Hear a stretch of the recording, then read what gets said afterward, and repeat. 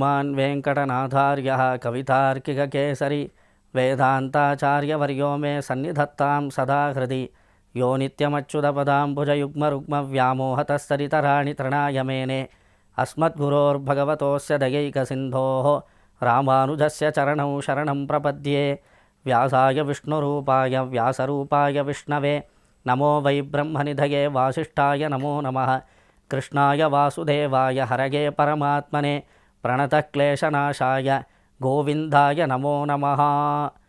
ಶ್ರೀ ಶಂಕರವಾಹಿನಿಯ ಮೂಲಕವಾಗಿ ಕಾರ್ಯಕ್ರಮವನ್ನು ವೀಕ್ಷಿಸುತ್ತಿರುವ ಎಲ್ಲ ಭಕ್ತರಿಗೂ ನಮ್ಮ ಅನೇಕ ಕೋಟಿ ಪ್ರಣಾಮಗಳನ್ನು ಈ ಮೂಲಕ ಸಲ್ಲಿಸುತ್ತೇವೆ. ಶ್ರೀಯಪತಿಯಾದ ಶ್ರೀಮನ್ನಾರಾಯಣನ ಅನುಗ್ರಹ ವಿಶೇಷದಿಂದ ಶ್ರೀ ವಿಷ್ಣು ಸಹಸ್ರನಾಮದಲ್ಲಿ ಬರುವಂತಹ ಪ್ರತಿಯೊಂದು ಶ್ರೀನಾಮಕ್ಕೂ ಅರ್ಥವೇನು ಎಂಬುದನ್ನು ನಾವು ಈ ಸಂಚಿಕೆಯಲ್ಲಿ ತಿಳಿದುಕೊಂಡು ಬರುತ್ತಿದ್ದೇವೆ. ಶ್ರೀ ವಿಷ್ಣು ಸಹಸ್ರನಾಮದಲ್ಲಿ ಬರುವಂತಹ 72ನೇ ಶ್ರೀನಾಮ ಭೂಗರ್ಭ ಎಂದು. ಪರಮಾತ್ಮನಾದ ಶ್ರೀಮನ್ನಾರಾಯಣನನ್ನು ವ್ಯಾಸಾಚಾರ್ಯರು ಭೂಗರ್ಭಾಯ ನಮಃ ಎಂದು ಸ್ತೋತ್ರ ಮಾಡ್ತಾರೆ. ಈ ಭೂಗರ್ಭ ಶಬ್ದಕ್ಕೆ ಅರ್ಥವನ್ನು ಹೇಳಬೇಕಾದರೆ ಭೂದೇವಿಯನ್ನು ಭರಿಸುವವನು ಎಂಬ ಅರ್ಥವನ್ನು ಪರಾಶರ ಭಟ್ರು ತೋರಿಸ್ತಾರೆ. ನೋಡಿ, ಭೂಗರ್ಭ, ಗರ್ಭ ಅಂದರೆ ಧರಿಸುವುದು ಅಂತ ಅರ್ಥ. ಈ ಪ್ರಪಂಚವನ್ನೆಲ್ಲ ಧರಿಸುತ್ತಾಳೆ ಭೂದೇವಿ.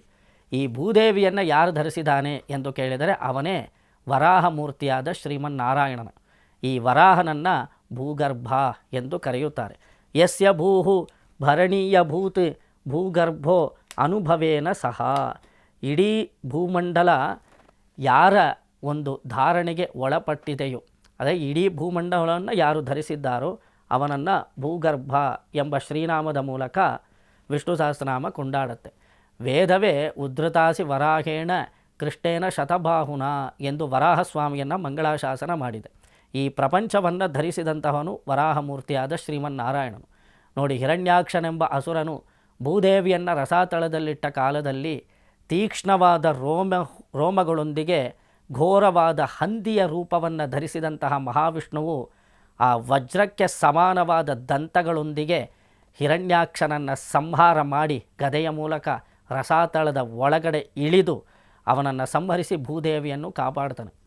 ನೋಡಿ, ಭೂದೇವಿಯ ಒಡಲಲ್ಲಿರುವಂತಹ ಎಲ್ಲ ಜೀವಕೋಟಿಗಳು ಹಿರಣ್ಯಾಕ್ಷನ ಆರ್ಭಟಕ್ಕೆ ತತ್ತರಿಸ್ತಾ ಇರಬೇಕಾದ್ರೆ ತನ್ನ ಸ್ವತ್ತಾಗಿರುವಂತಹ ಭೂದೇವಿ, ತನ್ನ ಸ್ವತ್ತಾಗಿರುವಂತಹ ಸಂಪತ್ತಾಗಿರುವಂತಹ ಜೀವಕೋಟಿಗಳು ಇವೆಲ್ಲದರ ಉದ್ಧಾರಕ್ಕೋಸ್ಕರ ಭಗವಂತ ಯಾವ ರೀತಿ ಅವತಾರ ಮಾಡಿ ಹಿರಣ್ಯಾಕ್ಷನನ್ನು ಸಂಹರಿಸಿ ಭೂದೇವಿಯನ್ನು ಧರಿಸ್ತಾನೆ ಎಂಬುದನ್ನು ಶ್ರೀಮದ್ ಭಾಗವತಾದಿಗಳೆಲ್ಲ ತುಂಬ ಅದ್ಭುತವಾಗಿ ಕೊಂಡಾಡುತ್ತೆ.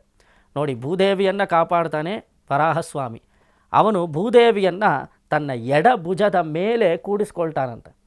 ಪತ್ಯುರ್ದಕ್ಷಿಣ ಪಾಣಿ ಪಂಕಜಪುಟೆ ವಿನ್ಯಸ್ತ ಪಾದಾಂಬುಜಾಂ ಎಂದು ಶ್ರೀ ವೇದಾಂತ ದೇಶಿಕರು ಭೂಸ್ತುತಿಯಲ್ಲಿ ಭೂದೇವಿ ಯಾವ ರೀತಿ ವರಾಹಸ್ವಾಮಿಯ ಎಡಭುಜದ ಮೇಲೆ ಆಸೀನಳಾಗಿದ್ದಾಳೆ ಎಂಬುದನ್ನು ವರ್ಣಿಸಿದ್ದಾರೆ. ತುಂಬ ಜೋಪಾನವಾಗಿ ಹಿಡಿದಿಟ್ಟುಕೊಳ್ತಾನೆ ವರಾಹಸ್ವಾಮಿ. ತನ್ನ ಸ್ವತ್ತಾಯ್ತಲ್ಲ. ನೋಡಿ, ಒಬ್ಬ ನಾಯಕಿಯನ್ನು ಕಾಪಾಡಿದ ತಕ್ಷಣ ಮುಂದಿನ ಕಾರ್ಯಕ್ರಮ ಏನು ಅಂದರೆ ಅವರಿಬ್ಬರ ನಡುವೆ ಒಂದು ಶೃಂಗಾರ ಚೇಷ್ಟೆ ಏರ್ಪಡೋದೇ ತಾನೆ. ಭೂದೇವಿ ಈಗ ಹಿರಣ್ಯಾಕ್ಷನೆಂಬ ಅಸುರನ ಒಂದು ಕೈ ಹಿಡಿತದಲ್ಲಿ ಇದ್ದು ಕಷ್ಟಪಟ್ಟಂಥವಳು. ಈಗ ಅಸುರನನ್ನು ಸಂಹಾರ ಮಾಡಿದಂತಹ ನಾಯಕ ಈ ನಾಯಕಿಯನ್ನು ಕಾಪಾಡಿದ ತಕ್ಷಣ ಅವರಿಬ್ಬರ ಮಧ್ಯೆ ಏನು ನಡೆಯುತ್ತೆ? ಸಾಮಾನ್ಯವಾಗಿ ಏನು ನಡೆಯುತ್ತೆ? ಇವಳು ಅವನನ್ನು ತಪ್ಪಿಕೊಳ್ತಾಳೆ, ಅವನು ತಪ್ಪಿಕೊಳ್ತಾಳೆ, ಒಂದು ಶೃಂಗಾರ ಚೇಷ್ಟೆ ನಡಿಬೇಕೋ ಇಲ್ವೋ? ಆ ಶೃಂಗಾರವನ್ನು ಅಭಿವ್ಯಕ್ತಿಪಡಿಸೋದಕ್ಕೋಸ್ಕರ ವರಾಹಸ್ವಾಮಿ ತನ್ನ ಎಡಭುಜದ ಮೇಲೆ ಭೂದೇವಿಯನ್ನು ಕೂಡಿಸ್ಕೊಳ್ತಾನಂತೆ. ಆ ಕೂಡಿಸಿಕೊಂಡಂತಹ ವರಾಹಸ್ವಾಮಿ ಭೂದೇವಿಯ ಪಾದಗಳಿಗೆ ಅವಳು ಇಡೋದಕ್ಕೆ, ಅವಳ ಪಾದಗಳು ಜೋಪಾನವಾಗಿ ಇಟ್ಟುಕೊಳ್ಳುವುದಕ್ಕೆ ಸ್ಥಾನವಾಗಿ ತನ್ನ ಕೈಗಳನ್ನೇ ಕೊಡುತ್ತಾನೆ. ತನ್ನ ಬಲಗೈಯನ್ನು ಭೂದೇವಿಯ ಪಾದಕ್ಕೆ ಕೊಟ್ಟು ಭೂದೇವಿ ತನ್ನ ಪಾದಗಳನ್ನು ವರಾಹಸ್ವಾಮಿಯ ಬಲಗೈಯಲ್ಲಿಟ್ಟು ತಾನು ತನ್ನ ವರಾಹಸ್ವಾಮಿಯ ಎಡಭುಜದ ಮೇಲೆ ಆಸೀನಳಾಗಿದ್ದಾಳೆ. ಅಂತಹ ಭೂದೇವಿಯನ್ನು ವರಾಹಸ್ವಾಮಿ ತನ್ನ ದಿವ್ಯವಾದ ಮುಖಮಂಡಲದ ಮೂಲಕ ಮುತ್ತಿಡೋದಿಕ್ಕೆ ಅಂತ ಹೋದಾಗ ಆ ಸ್ಪರ್ಶದಿಂದ ಭೂದೇವಿಗೆ ಪುಲಕಾಂಕಿತವಾಗಿ ಅವಳು ಕಣ್ಬಿಟ್ಟು ವರಾಹಸ್ವಾಮಿಯನ್ನು ನೋಡ್ತಾಳೆ. ಆ ಸಮಯದಲ್ಲಿ ವರಾಹನನ್ನುದ್ದೇಶಿಸಿ ಕೇಳ್ತಾಳೆ, ಅಹಂ ಶಿಷ್ಯಾಚ ದಾಸೀಚ ಭಾರ್ಯಾಚ ತ್ವಯಿ ಮಾಧವ ಮತ್ಕೃತೆ ಸರ್ವಭೂತಾನಾಂ ಲಘೂಪಾಯಂ ವದ ಪ್ರಭೋ ಎಂದು. ನೀನು ನನ್ನನ್ನು ಕಾಪಾಡಿದೆ, ಆದರೆ ನನ್ನ ಒಡಲಲ್ಲಿರುವಂತಹ ಜೀವಕೋಟಿಗಳನ್ನು ಕಾಪಾಡೋದಕ್ಕೋಸ್ಕರ ನೀನು ಸುಲಭವಾದ ಉಪಾಯವನ್ನು ತಿಳಿಸಬೇಕು ಎಂದು ಪ್ರಾರ್ಥನೆ ಮಾಡ್ತಾಳೆ.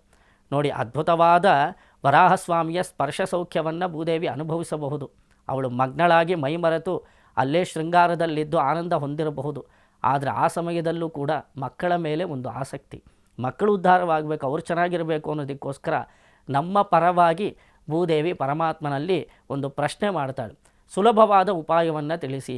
ಕಷ್ಟ ಸಾಧ್ಯವಾಗಿರುವಂತಹ ಕಠಿಣವಾದ ತಪಸ್ಸಿನ ಮೂಲಕ ಕಲಿಯುಗದಲ್ಲಿ ಯಾರೂ ಪರಮಾತ್ಮನನ್ನು ಹೊಂದಲಿಕ್ಕೆ ಸಾಧ್ಯವಿಲ್ಲ.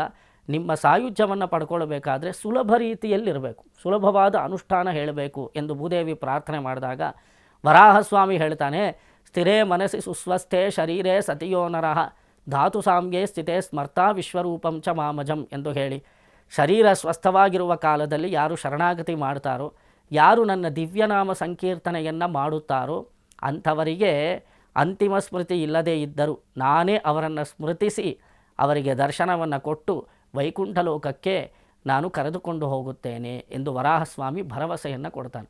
ನೋಡಿ, ಇರೋ ಕಾಲದಲ್ಲಿ ನಾವು ದೇವಸ್ಥಾನಕ್ಕೆ ಹೋಗಿ ಶರಣಾಗತಿ ಮಾಡಿಬಿಡ್ಬೇಕು. ಶರಣಾಗತಿ ಮಾಡೋದಕ್ಕೂ ಒಂದು ವಿಧಿ ನಿಷೇಧಗಳೆಲ್ಲ ಇದೆ. ಆಚಾರ್ಯರ ಮೂಲಕ ನಾವು ಶರಣಾಗಬೇಕು, ಪಂಚಸಂಸ್ಕಾರವನ್ನು ಮಾಡಿಕೊಳ್ಬೇಕು, ಪ್ರಪತ್ತಿ ನಿಷ್ಠೆಯನ್ನು ಅನುಸರಿಸಬೇಕು. ಯಾರು ಪ್ರಪತ್ತಿ ಮಾಡಿರ್ತಾರೋ ಅಂಥವರಿಗೆ ಕಡೇ ಕಾಲದಲ್ಲಿ ಪರಮಾತ್ಮ ದರ್ಶನ ಕೊಡ್ತಾನಂತೆ. ಯಾವ ದೇಹಾವಸಾನ ಪರ್ಯಂತ ಪ್ರಾರಬ್ಧ ಕರ್ಮವಶಾತ್ ನಮ್ಮ ಜೀವನ ನಡೆಯುತ್ತೆ, ಆದರೆ ಭಗವಂತನ ಅನುಗ್ರಹ ಇದ್ದೇ ಇರುತ್ತೆ. ಈ ಜನ್ಮ ಹೋದ ನಂತರ ನಮಗೆ ವೈಕುಂಠ ಪ್ರಾಪ್ತಿಯಾಗತ್ತೆ. ಕಡೇ ಕಾಲದಲ್ಲಿ ನಾವು ದೇವರನ್ನ ಸ್ಮರಣೆ ಮಾಡದೇ ಇದ್ದರೂ ದೇವರೇ ನಮ್ಮನ್ನು ಸ್ಮರಣೆ ಮಾಡಿ ಅವನೇ ಓಡೋಡಿ ಬಂದು ನಮಗೆ ವೈಕುಂಠವನ್ನು ಕೊಡ್ತಾನೆ. ಇದು ವರಾಹಸ್ವಾಮಿ ಆ ಭೂದೇವಿಗೆ ಹೇಳಿದಂತಹ ಮಾತು.